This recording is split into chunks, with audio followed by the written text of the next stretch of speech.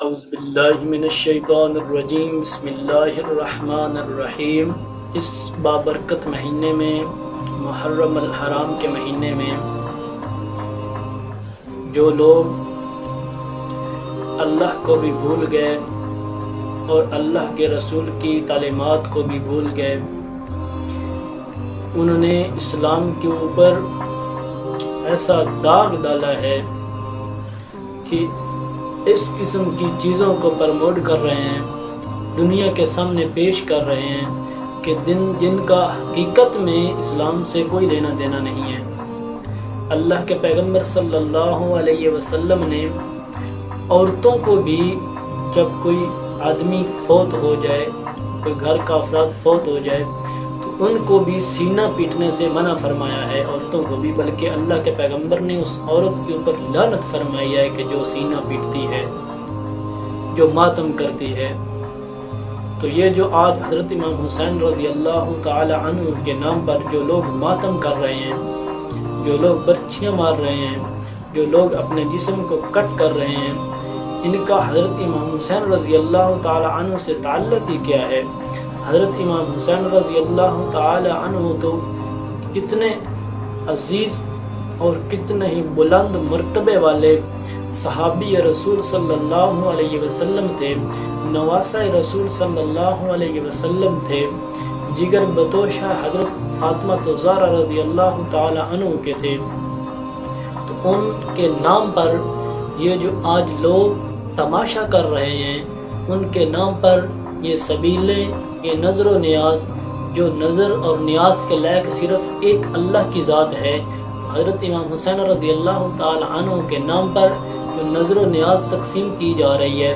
یہ بالکل ہی شرک ہے، اور ان الشرک لظلم عظیم، شرک ہی پورے گناہ میں سے سب سے بڑا ظلم ہے، تو وہ شرک ہے، شرک سے بڑا ظلم کوئی نہیں۔ اللہ پاک نے فرمایا قرآن مقدس کے اندر کہ ان اللہ لا یغفر ان یشرک،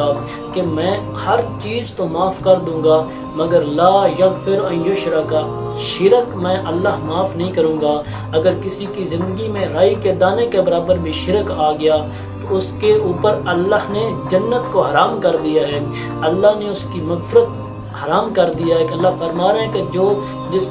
آدمی نے شرک کیا اللہ کے ساتھ، اللہ پاک اس کی مغفرت بالکل بھی نہیں کریں گے۔ دوسرے کو اللہ چاہیں گے تو اپنی رحمت سے معاف کر دیں گے، مگر جو اللہ کے ساتھ شرک کرے گا اس کو اللہ کبھی معاف نہیں کریں گے۔ تو یہ جو حضرت امام حسین رضی اللہ تعالی عنہ کے نام پر آج جو نظر و نیاز تقسیم کی جا رہی ہے، جو سبیل تقسیم کی جا رہی ہے، یہ اللہ کے ساتھ شرک نہیں ہے تو اور کیا ہے؟ جو حضرت علی رضی اللہ تعالی عنہ کے نام کے یا علی مدد کے نعرے لگائے جا رہے ہیں، یہ اللہ کے ساتھ شرک نہیں ہے تو اور کیا ہے؟ اس لیے ہم لوگوں کو چاہیے کہ ہم قرآن کو پڑھیں، سنت رسول اللہ صلی اللہ علیہ وسلم کے مطابق اپنی زندگی گزاریں، اور احادیث رسول اللہ صلی اللہ علیہ وسلم کو پڑھیں، تاکہ ہم کو حقیقت کا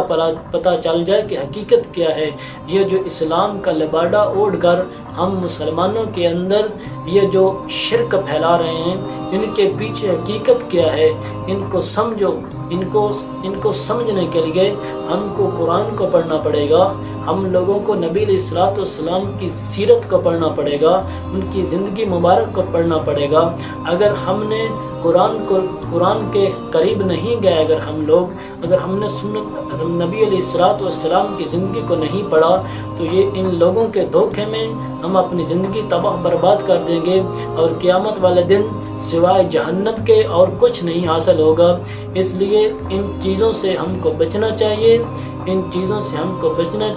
اپنے آپ کو بچانا چاہیے، اور اپنے اہل و عیال کو بچانا چاہیے۔